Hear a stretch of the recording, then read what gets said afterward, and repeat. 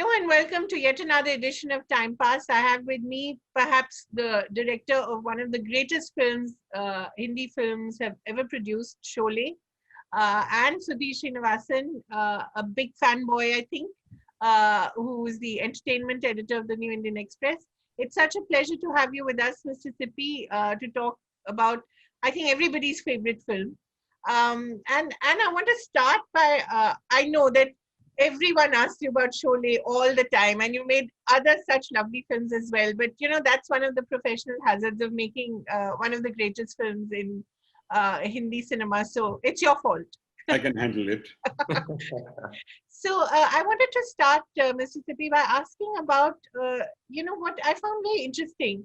I was just thinking about it the other day, and you have Sholay, you have Lagan, you have DDLJ, Dilwale Dulhania Le Jayenge, and somehow Mother India, of course, and somehow all these movies have Mughal-e-Azam. No, not so much Mughal-e-Azam. I'll tell you what I was getting to. Okay, The whole idea that they, in a way, come back to the village. The village is the site for the real action. Even in DDLJ, the first part is in overseas, and the second part is in the pin. And Sholay, of course, they come back to Ramgarh.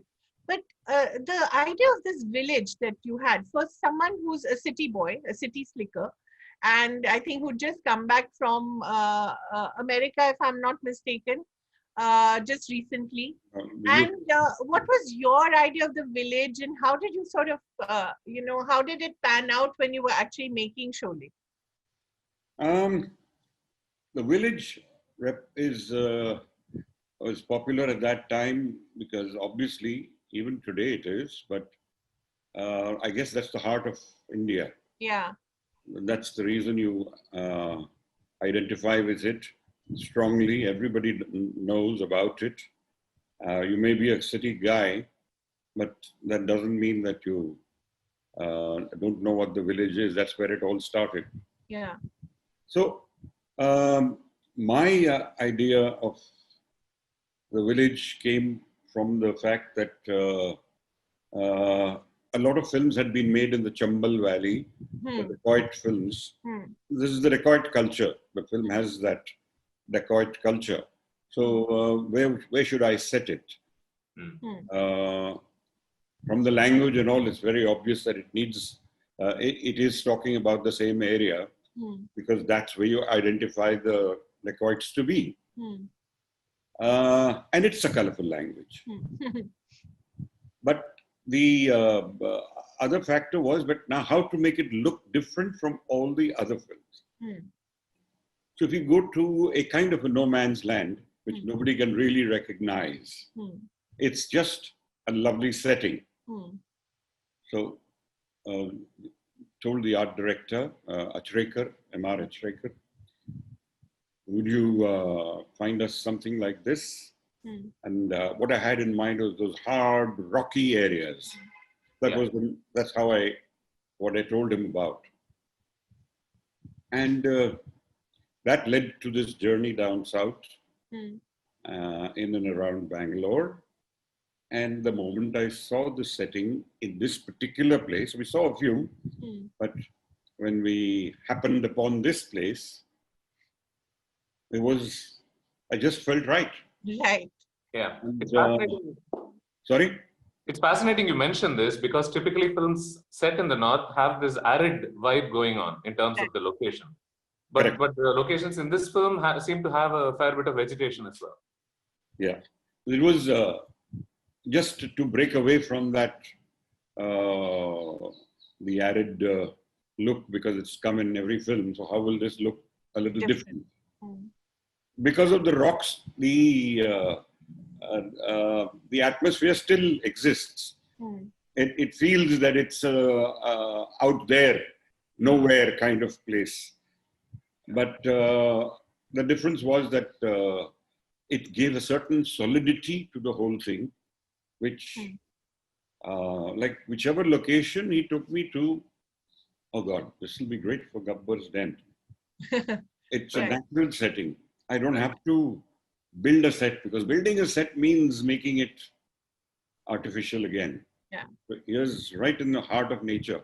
And actually, we ended up with a film which is mostly outdoors. Even if you're at Thakur's house or you're at Basanti's out, it'll always be outside. Right. Very rarely that we went indoors. Hmm. Even the lighting of the lamps, Yes. you know, everything was outside. Yeah. Overall feel became sort of set for that. Yeah. It worked. I just want to continue with that thought a bit and ask you about a lot was going off screen as well, right? I mean, there was a lot that was going on between, if I may say, between Dharmender and Hema Malini, Amitabh and Jaya. I think that lighting of the lamps. I'm not going there. No, but what was it like handling that the team, handling the cast and crew? And they were all quite young and in the prime of their lives. Yes. Yes, we were all in the prime. We're all the same age, I think.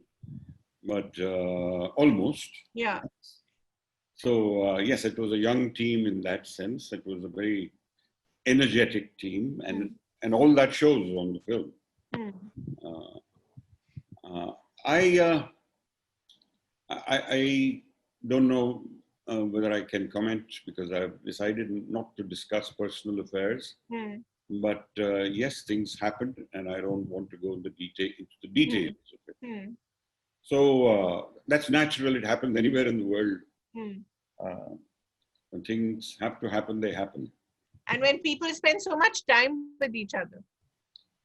Yes, I guess it becomes more conducive to, to the more romantic elements. But I would rather steer away from this if you don't mind. Absolutely. Now, in case someone who's watching this conversation is wondering why we are talking about Sholay now, yes, I'm not sure we mentioned it. It's because it's completed 45 years very recently. So that's, of course, the reason we're having this conversation. An excuse to have this conversation, if you will. Because it's been 45 years, I want to talk about one of the legends surrounding this film is about how when it came out, it didn't do particularly well immediately after it came out. There was a fair amount. You know, that's a myth. Oh, it is. I see. I'll tell you what's true about it and what's not. Yeah. Please, absolutely. It was the most awaited film. The star cast, when we started, Amitabh was not a star, but by the time we finished the film, Diwar and Zanjeer and Diwar and had been released. So he had become a star during the making of the film. But at the time of the release, he was. Yeah. To see so many people there and not have an opening or have a poor impression in the beginning is not true. We had a fantastic advance booking. Those days, we did not release the film simultaneously. It was in pockets because there was no piracy. Of course, there was no all these problems we didn't have. Okay, so I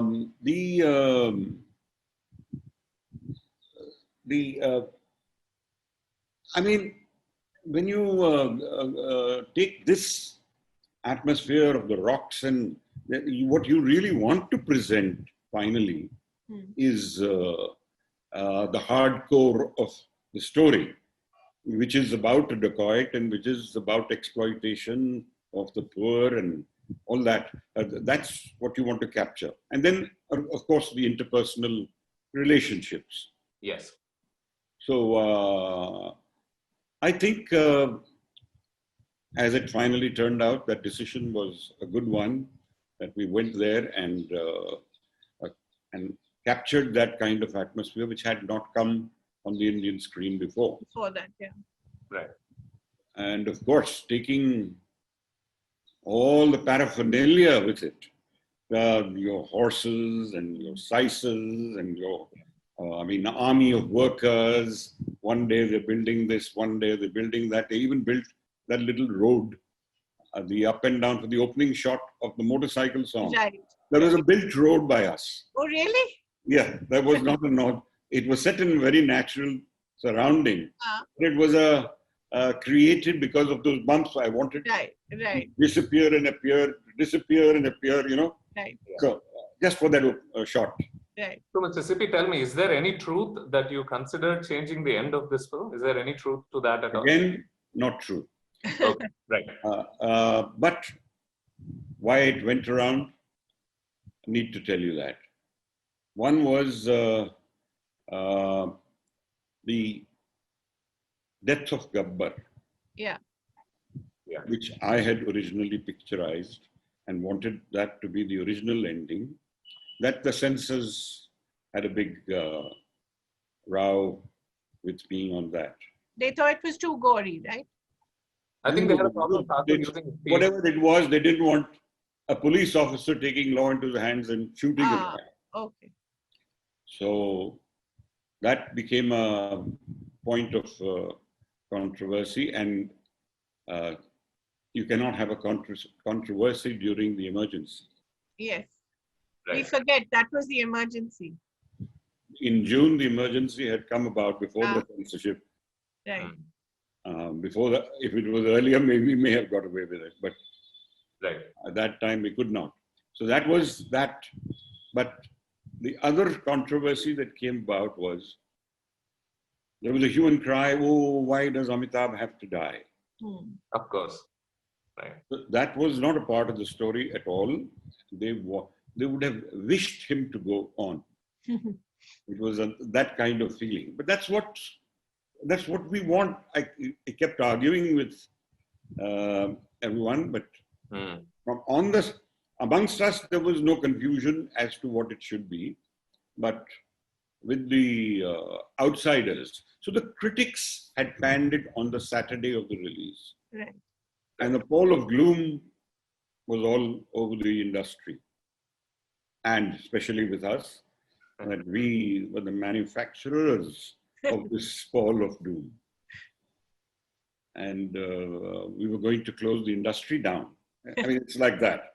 Right. How can you make a film like this? How can you make a film so expensive? And how can you make it with these kind of themes and this kind of that? So there was a lot of criticism. And having served such notice to the film, they found it difficult to retrieve. Because you can't, as the master of your trade, say one thing on a Saturday and be off with it by Monday or Tuesday. You can't change your mind, or the next week. It took them 7 weeks to admit that they had made a mistake. They literally said that the end of industry. Yeah. I mean, if films like this are made here, then there's no way this can work.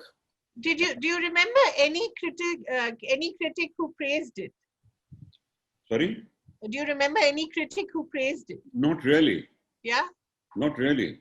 Not a single one. I don't remember. But I'm talking more of the trade. Right. There was the trade guide and all those kind of papers that. So it must have come as a lot of vindication to you when eventually the verdict changed. Yeah, I don't think they also meant it like that, but they probably took a stand. Maybe something personal. I have no idea. And these kind of things that's possible. Right. What I want to talk about, I want to ask you about what a fascinating mixture of themes Sholay is. On one end, it feels like a Western, of course. There are a lot of those influences. Yes, very, very admittedly so. Yeah. I mean, I'm telling you, we saw McKenna's Gold and Magnificent Seven, and inspired by Butch Cassidy and the Sundance Kid. And you have to take, when you want to do something, there's absolutely nothing wrong in looking up to films like that and wanting to achieve something. I said, why can't this be done in our country? Right. It was very ambitious, but we felt that that's the kind of atmosphere we want to create. And the reason I think it worked so well is, despite those influences, it was also firmly rooted in the Indian ethos. Correct. The system here. From there, that was the atmosphere. But keep it rooted into Indian values was important. Please go ahead. I found it quite astonishing that so many of its ideas in terms of story structure, or the very nature of how each scene played out, have endured not just in Hindi cinema, but also in South cinema also. I noticed, as I was revisiting the film yesterday, I looked at each scene and I was almost counting the number of films I'd seen the scenes in. Okay, so this film, so this scene was taken from Sholay, this scene was taken from Sholay, you know what I'm saying? You catch yourself watching some cinema and going, we did this. No, I think we're always good makers are always inspired by them. May not admit it, but we're always inspired by somebody and by some work of some master somewhere. And we're always, at least I'm very, very thankful for what I had gone through in my youth and what all I was influenced by, which I wanted the grandeur and I wanted the atmosphere and colorful characters and all. I didn't want to make it a Western film. I wanted to keep it essentially Indian. And the writers, Salim Javed, and we certainly had no intention of doing anything like making it look like a Western. There was a film made with Feroz Khan in the lead, and Narendra Bedi directed it. And it came about a year and a half just before Sholay. And with that Mexican jabba on him. Right. And now that felt like, now, has this been made in India? Right. Or is it, so there you could see that it was a straight lift out of that. Right. Because nobody wears that in India. Yeah. It's interesting you mentioned that. I want to ask you about something else. I read somewhere that dacoits don't never go around riding on horses. True. Okay, right. They used to move on jeeps or for terrain like that, any kind of vehicle that works on terrain like that. But the horse is a very beautiful animal. So to capture that kind of thing, and which was part of what I used from the Indian films as well, because they had also established that in Ganga Jamna and Mujhe Jeene Do, and all these films carried. So I said, this is one part that I'm not going to change. Mr. Sippy, may I ask about the dialogues? Because this is one film where the dialogues are more memorable than the songs, and which has also created the tradition of dialogue bazi in Hindi cinema. So, Dialogue bazi in Hindi cinema is as old as Mughal-e-Azam also. Of course. But here you have dialogues which are memorable even today. I mean, even today you find ads using them. Mughal-e-Azam had very specific dialogues which are very specific to that era. Here you have dialogue bazi. Yeah. Dialogue bazi, so without that, Indians won't take it. Indians, yeah, exactly. But how is it when you hear those lines repeated in ads, repeated in movies, repeated by people around you, even now, 45 years later? Something that a phenomenon is something you cannot explain. It happens. If I can, sorry, go on. You may do your best. Right. You can put in the best of effort. You can make a technically polished product. You can get the best of actors and get the best of performances. You can get technique to, we've had 70 mm and stereophonic sound. So all that you can have because that you can plan and do right. But a phenomenon is something that when all this was put together, and it created a certain kind of mesmerizing effect, which is something that you cannot plan on paper. It's impossible. That is why today we're talking about it 45 years later. Right. It was not intended, please. Right. Adding on to happened, I'm very, very happy and grateful that it happened that way. But what's your favorite dialogue from it? How can I? Those lines, listen. Kitne aadmi the?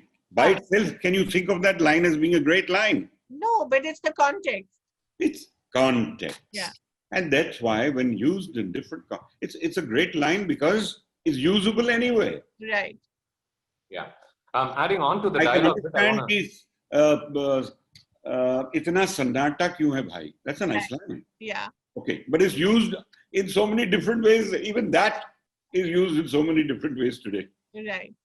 What I found very interesting about the dialogue particularly is that I thought it was unusually deep for certain situations. Like the dialogue when Thakur is talking about society, when he's proposing the idea of widow remarriage. Yeah. When he talks about how society was created to avoid isolation, so it's unfair that it should isolate people like Radha. Now, would you attribute this poetry? I sense a certain poetry to a lot of these dialogues. Would you attribute it to the instincts of Mr. Javed Akhtar? Oh, of course, I need to give him a lot of credit, but don't forget that the very first film I made, Andaz, had widow remarriage. Yeah. a widow remarriage theme was there as well. Yes. Bringing out the woman, giving her a place, giving her a second chance to at life. So it was in my blood as well. And I think Mr. Salim Javed deserve absolutely all the credit. There is no way I can. Just yesterday we were talking, and he has said why. I still don't understand why you didn't take credit for the script and for the thing of Sholay. But I have never professed to be a writer, professional writer. So I'd rather that whoever has. I mean, they did a fabulous job. I mean, everything was based on that. The rest was all you're just enhancing and building on it. But the basic stuff came from them. Right.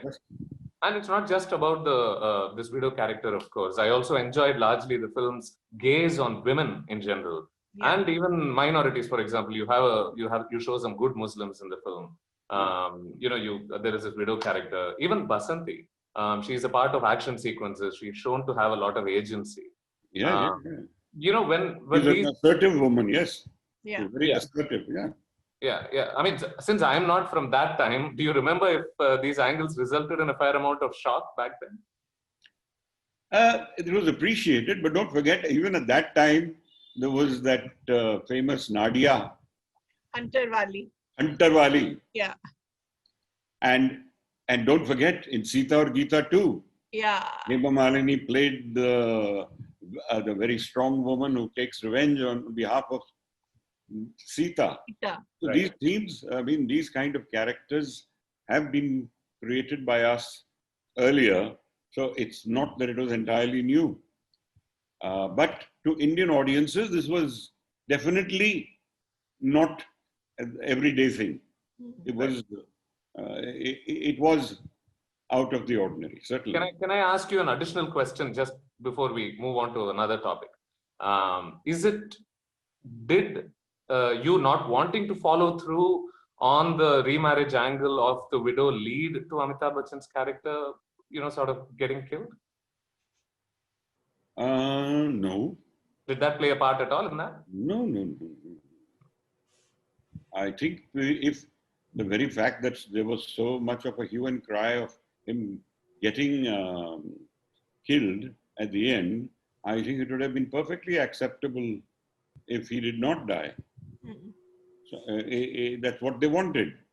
But I felt it would have taken away an emotional slice from the film, which it would not have been the same. The whole revenge and the climax would not have been the same. So I think what we finally stayed with was the correct storytelling. Right.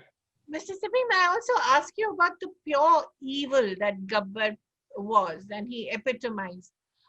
When you look at cinema now, you don't have that kind of pure evil villain. The villain has largely sort of disappeared. And in your films, even Shan, you had really iconic villains. What has changed that the villain no longer has that primacy in Hindi cinema?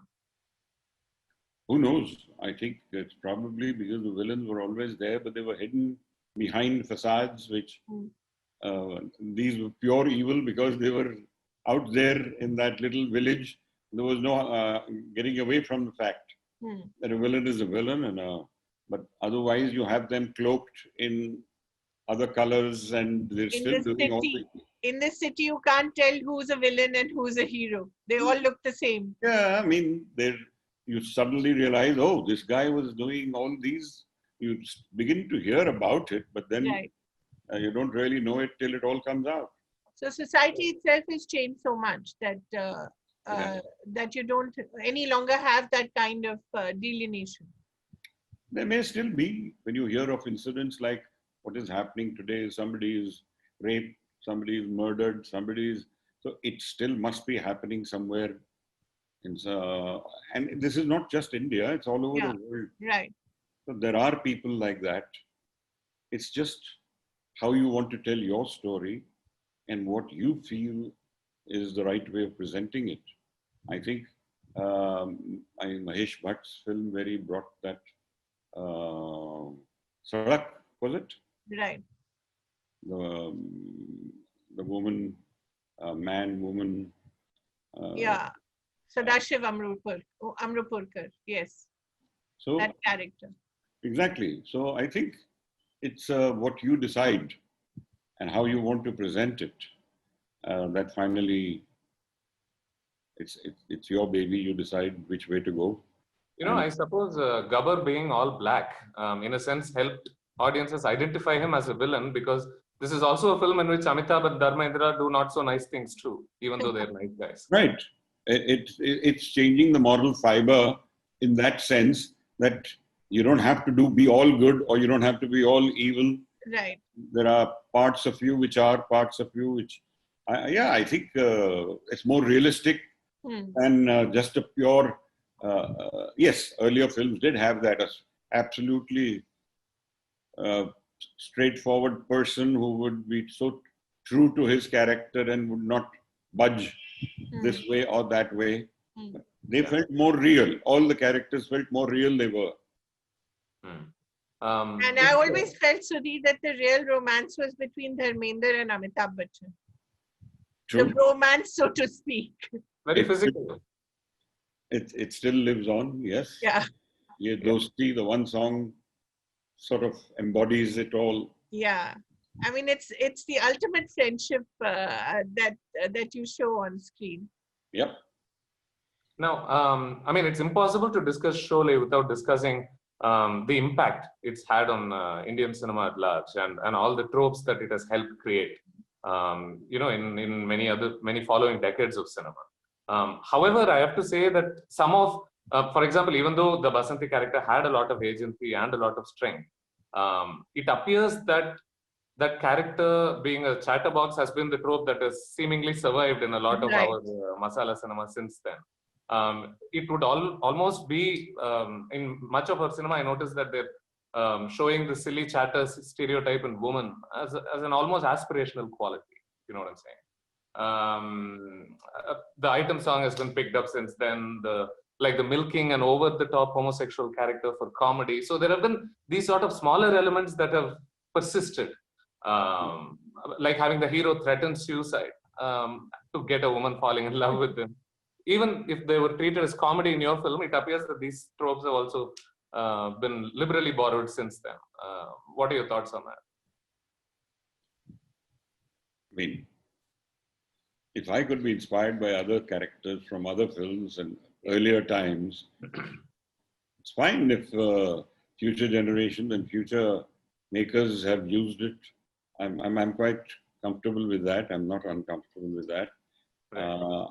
If they're comfortable with that, and I think they have a right to, a film doesn't have to be exactly what it should be, or I should not borrow this from here or not, but as long as what you create finally has a semblance of something different, it's okay.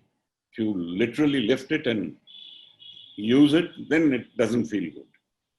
Of course. No, I didn't mean to discuss this in terms of an accusation of plagiarism or any such right, thing. Right. They're using it as inspiration, fine.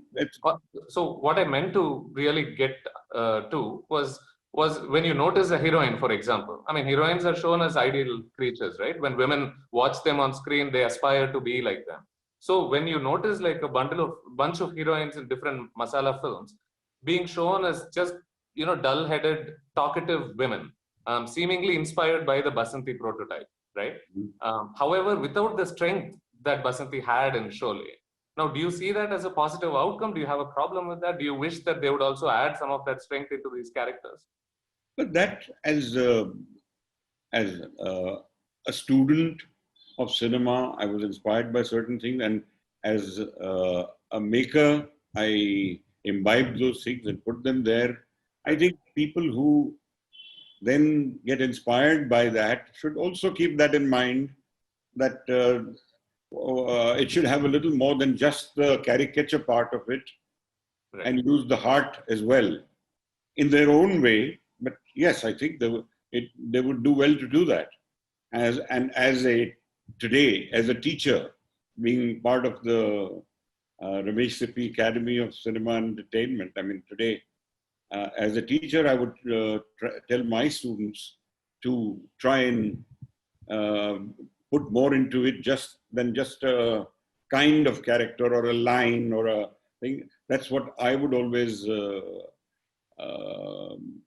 ask them to subscribe to, rather than just. Right. Mr. Sippy, I've always wondered. I mean, that era didn't have professional casting agents. And you have so many characters in this movie, people who live on, even if they had just one line or one scene, whether it's Surma Bhopali or Angrezon Ke Zamane Ka Jailer. How did you cast each and every of those main characters? And you have, I think, about over 50 main characters. Should we call it a good body of advisors with Salim Javed? As they advised you on a lot of the casting. They helped, yes. Yeah. Suggestions here and there, and yeah, we did it jointly. But I mean, they were very inspiring for all of it. I mean, so casting also, they would come across some actor or actress they thought like Surma Bhopali. So Javed Saab said, this guy does this kind of character well. If we bring him into this part, it might, and it worked wonders. It was superb. Just 2 scenes, but yeah. Were these comedy portions added as an afterthought, or is that a myth as well? Not at all. They were all part of the script. They were. Matter of fact, when distributors who got frightened right at the beginning, and they were told. And there was also, there were 2 factors. One was the emergency. Yeah. And so they said at night, we cannot have, the show has to end before 12 o'clock. So it was important to start early. So now with a 3 hours, 20-minute film, the first show had to start at 8:30 or 9 in the morning. Right. And that was being hampered. So collections, money, everything, box office, all those factors come into play. Of course. This can be removed about 20 minutes, bring it down to 3 hours because of the emergency. Of course, they said because of the emergency. They were actually saying because the reports are all mixed. Yeah. And there is a feeling that it may not be working. So let's try a sharper and shorter version. And what we told them is there are these 2 comedy sequences. One was the Asrani section, and one, the other major sequence was the Surma Bhopali sequence. Yes. So if you remove these, the storytelling will go along. It won't affect the story. Sorry? I want to talk to you about a sequence in this film that was particularly, I thought, a remarkable stretch. I'm referring, of course, to the sequence that seems to give emotional gravitas to this film, the flashback of Thakur's family being killed. I thought it was particularly economic in terms of how it was filmed, even though, a group of people are killed there. I thought it was almost American, the use of the wind, tempting to almost showing the boy's body, but never really doing it. I thought there was a lot of that going on there. Could you talk to me about your inspirations for that stretch? Because that seemed particularly unique in that film. As they say, sometimes things conspire. Nature conspires. We started to shoot that film, shoot that sequence. And 2 days we shot. The sequence was as it was supposed to be, but it was just straight that the Thakur returns and he finds the family massacred.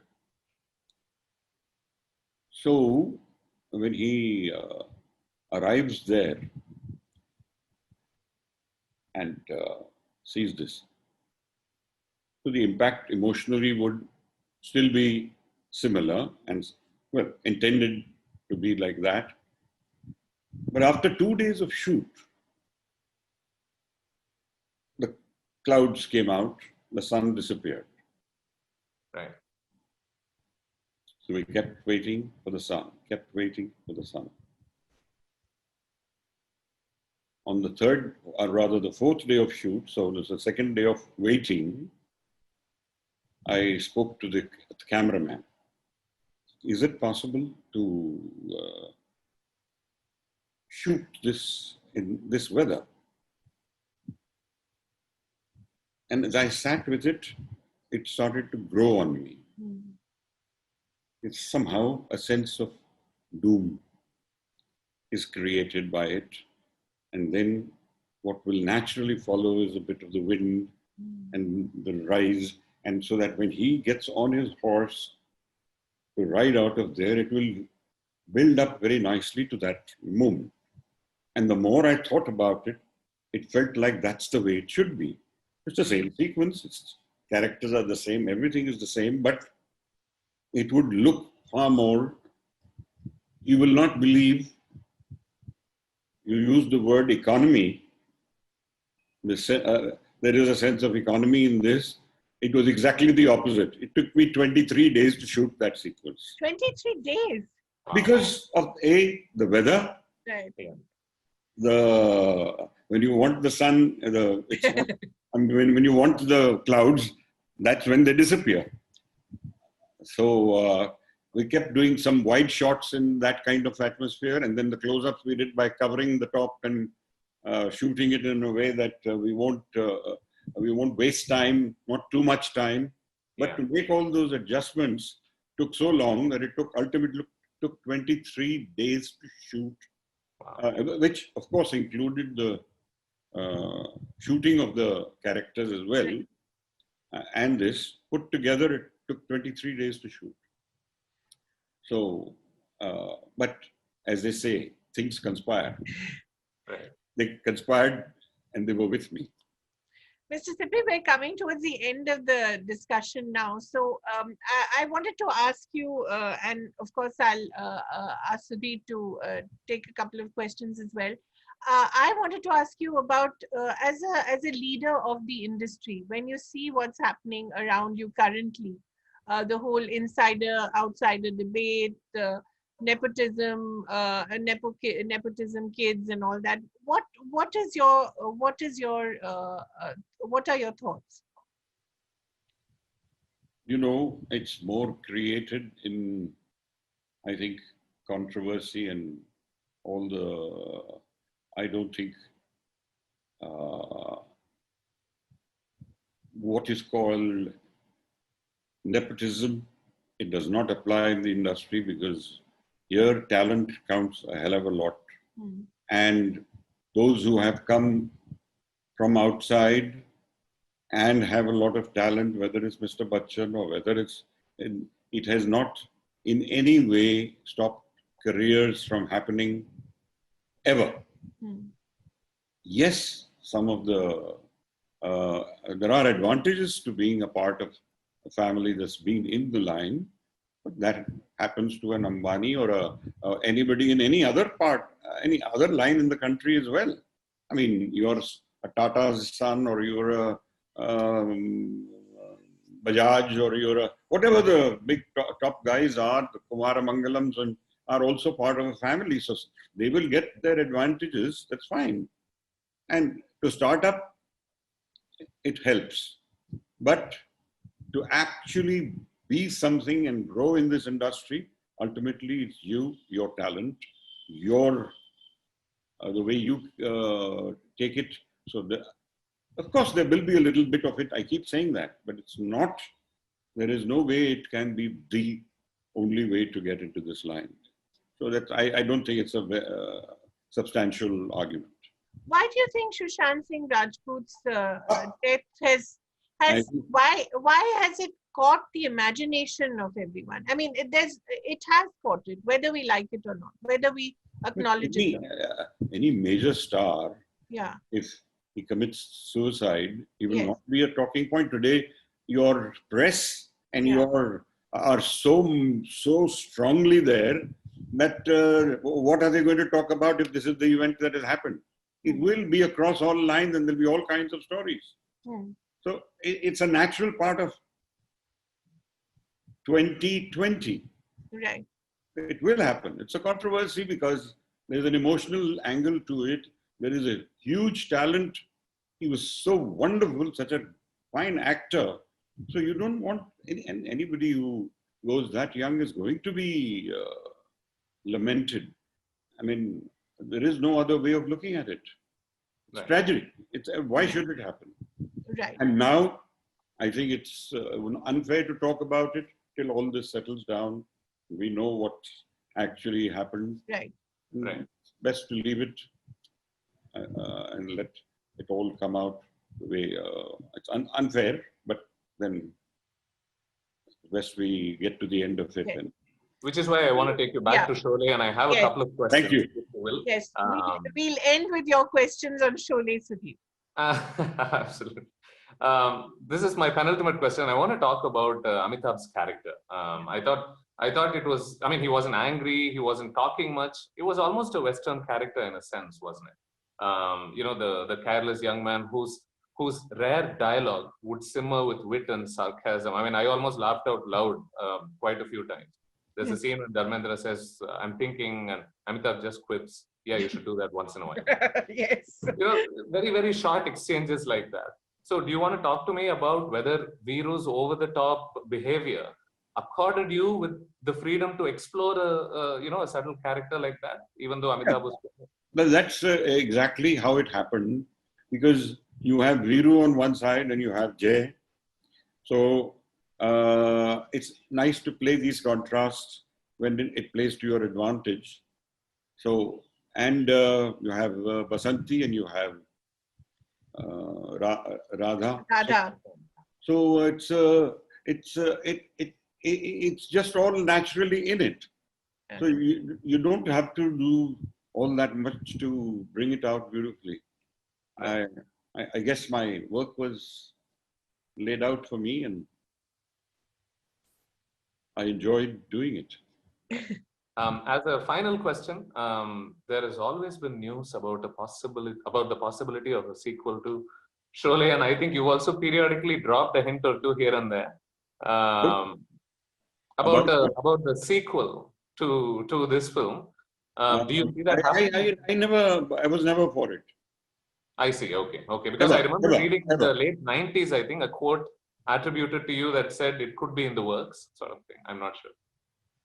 No, certainly not from me. Because I was of a very firm opinion, I may be wrong, that I think it is so strongly entrenched in people's then to take it further. Jay is no more. Yeah. To take the story further would not be maybe a prequel. I don't know. But whether it would have this. And when I have a film, we're talking 45 years later, right? Yes. Now, why do I need to have a follow-up to that? It just didn't feel right. Fair enough, and I do think we could spend another hour discussing the film's facets as well. Yes, it was quite a masterclass in how a film is made and how it can be made memorable. Thank you so much, Mr. Sippy, for joining us, and it was lovely talking to you. Thank you all. Thank you Thank, very much, all of thank you. you so much. Thank you.